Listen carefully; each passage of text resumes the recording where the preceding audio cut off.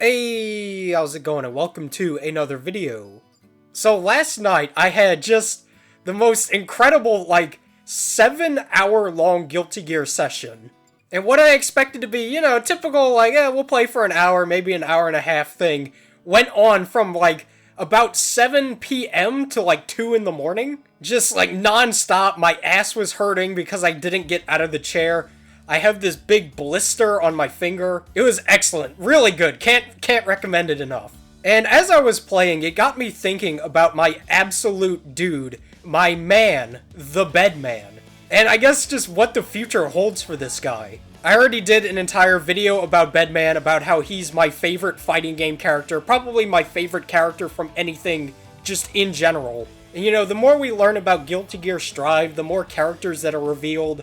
And as we inch ever closer to, whenever it's supposed to come out, I wonder, does my man have a chance of coming back? And this is coming from, Bedman fan number 1, but I feel like his chances of coming back, at least in, a form reminiscent of how he is in Exard, is pretty slim.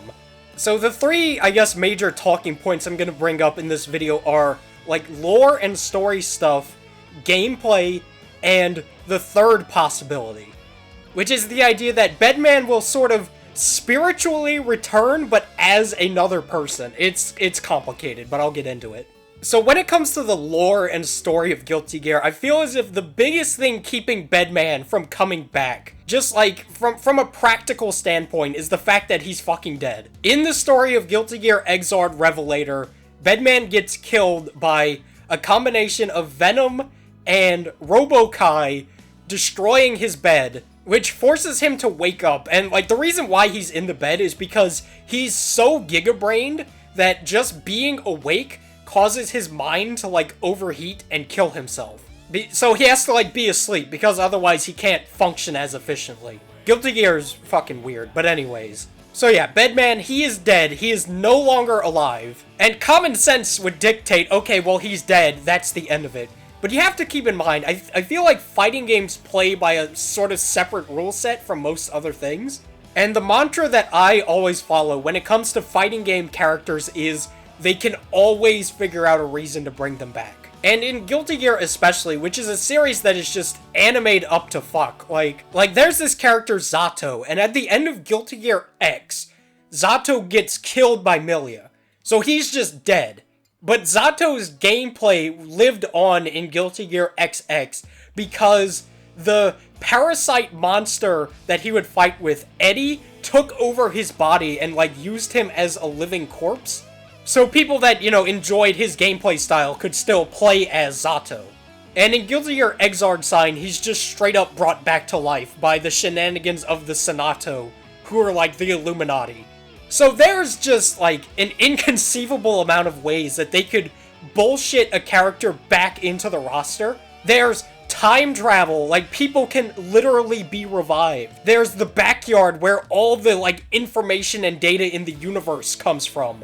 Almost every character is a practitioner of magic. And so, you gotta remember, I think fighting games always take the precedent of, we want this character in the game over the lore, Because the story and stuff in these games really is secondary at the end of the day. And if Daisuke and the team say, you know what, I want Valentine, the one from Guilty Gear 2, I want her to be a playable character, that's it.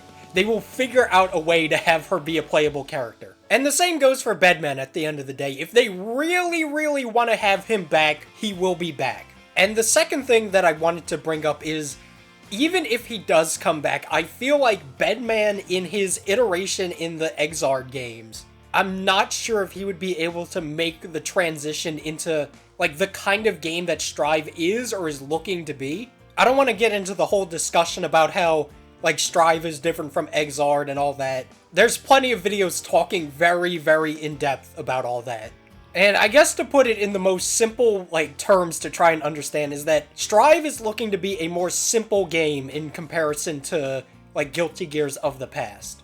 And although I would say I feel like people really, really over-exaggerate how technical and how complex Bedman is. Like, I'm a fucking idiot, and I know how to play him somewhat decently, but he can be a little overwhelming when you don't really know, like, what all his stuff does. Now, I'm gonna preface this by saying that the only thing I know is that I know nothing, but I feel as if I was on the team that was developing Guilty Gear Strive, and I was thinking, okay, let's get rid of some of these aspects of Guilty Gear that maybe make the game a little scary and, like, obtuse and kind of hard to approach for new people. I would be wondering, do we include Bedman? Like, do we include this character whose entire gimmick is all this setup stuff and the deja vu, like, very micromanagement heavy kind of character?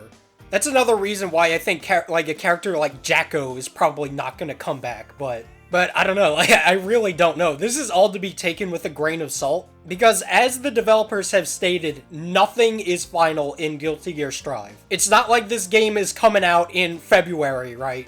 I don't think it even has a confirmed, like, release date. It's just in 2020. So a lot could be changed, a lot could be reworked, and maybe in, like, a few months when we see a new build of the game, it'll be, like, a more suitable, like, environment for Bedman, I guess. That's ultimately what I'm trying to say, is I feel as if Guilty Gear Strive is not an environment where Bedman could fit, unless they were to rework him quite a bit. And the final possibility, which I honestly think, like, something about in my heart just tells me that this is the most likely outcome, is that Bedman will be replaced in some capacity with Bedgirl. And for anybody who doesn't really know a lot about Bedman or Guilty Gear, like, story, you're probably asking yourself, what the fuck do you mean Bedgirl? So in the story of Guilty Gear Exard and in Revelator, Bedman has a sister who's basically a background character. I'm pretty sure we never actually see her. She's only ever mentioned, really. But she's sort of the same as Bedman. She's so mega ultra giga-brained that she has no choice but to be asleep and stay, like, in the dream world. And his sister, Delilah, is basically the reason why he does everything he does, is to try to create a better world for her. And I feel as if, this is just me, but I feel like Bedgirl is sort of the solution to all of the problems that I've mentioned, right? Since Bedman is dead, if they just include Bedgirl, they don't have to go through, like, I wouldn't say the hassle, but the worry of wondering, okay, but how do we integrate this into the story and the lore?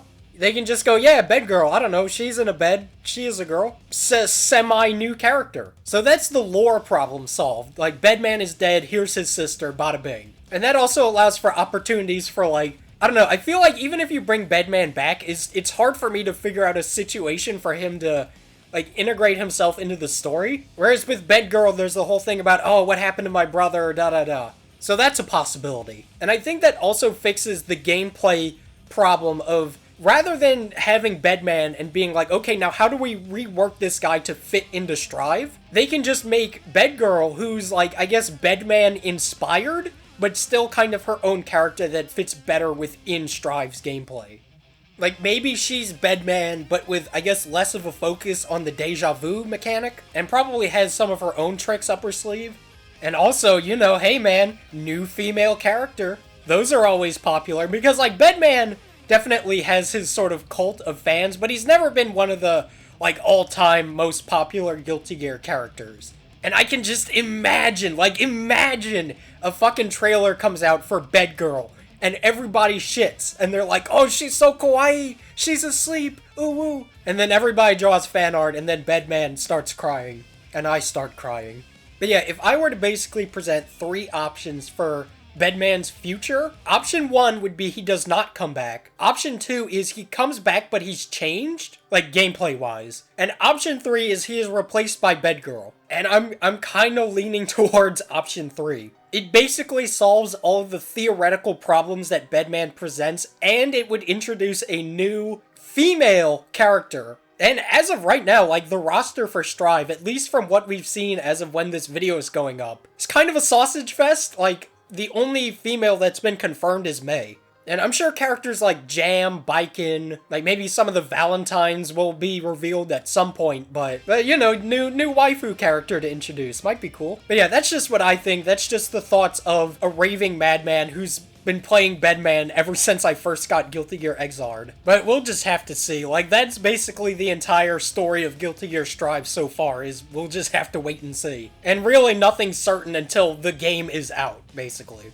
But yeah, I hope you all enjoyed. I'll see you guys next time.